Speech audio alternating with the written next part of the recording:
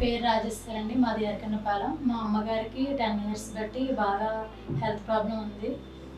ఇలాగా ఎన్నుపూస వంగిందని, డిస్క్ పడ్డదని అలాగా చెప్పారండి. తను ఇబ్బంది కూడా బాగా పడ్డది. తర్వాత మా ఊళ్ళో చూపించుకున్నాము. కానీ దానికి ఏమీ తగ్గలేదండి. ఎవరన్నా సర్జరీ పడుతుందని అన్నారు కానీ డాక్టర్ గారు, కానీ అది అసలు భయపడిపోయింది బాగానా. ఎలాగా ఏంటి, నేను ఆ పనులు నేను చేసుకోలేనా అని భయపడిపోయి ఇప్పటి వరకు మానేశానండి. అలాంటిది ఒక 10 డేస్ బట్టి బాగా అంటే కూర్చోలేకపోతుంది, నించోలేకపోతుంది, నడవలేకపోతుంది.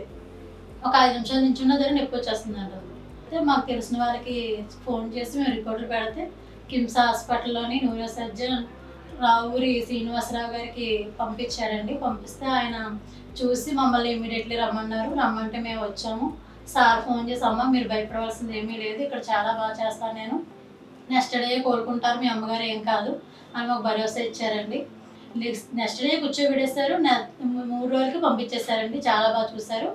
మా అమ్మ స్టార్టింగ్ వచ్చిన రోజు అయితే వీల్ చైర్ మీద నడలేకుండా వచ్చిందండి. ఇప్పుడైతే తన వీల్ చైర్ కూడా అవసరం లేదు, నడగాల్లో నడుస్తుందండి. యాక్చువల్గా ఈ పేషెంట్ పేరు భీమిరెడ్డి అంబాజీ అండి.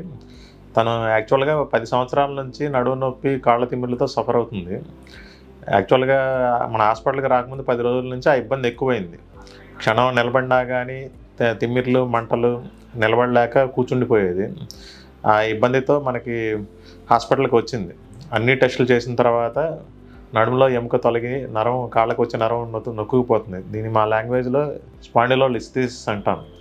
అంటే స్పైన్లో 2 ఎముకల మధ్య ఉన్న జాయింట్ బ్రేక్ అయిపోయి ముందుకు జరగటం వల్ల మధ్యలో ఉండే కాళ్ళకు వచ్చే నరం నొక్కుకుపోయి ఈ ప్రాబ్లం వస్తుందన్నమాట. అది బాగా ముదిరిపోయి సివియర్ కంప్రెషన్ ఉండి తనకి ఈ స్థితి వచ్చిందనమాట.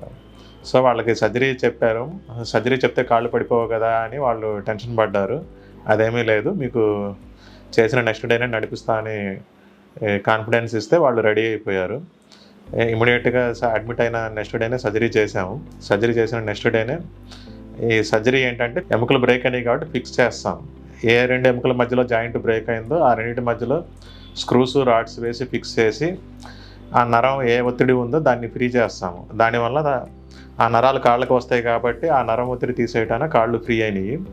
ఇప్పుడు కుట్లు తీయించుకోవడానికి వచ్చారు తను. అంతా అడిగితే ముందు ఉన్న బాధ అంతా తగ్గిపోయింది, ఫ్రీగా నడవగలుగుతున్నాను, మంటలు తగ్గినాయి అని చెప్తున్నారు అనమాట. రావూరి శ్రీనివాసరావు చాలా థ్యాంక్స్ అండి. మాకు చాలా మా అమ్మగారిని నడవాలనుకున్నాం కానీ బాగా నడుస్తున్నారండి. చాలా థ్యాంక్స్ అండి. కిమ్స్ హాస్పిటల్కి న్యూరో సర్జన్ రావూరి శ్రీనివాసరావు గారికి చాలా థ్యాంక్స్ అండి.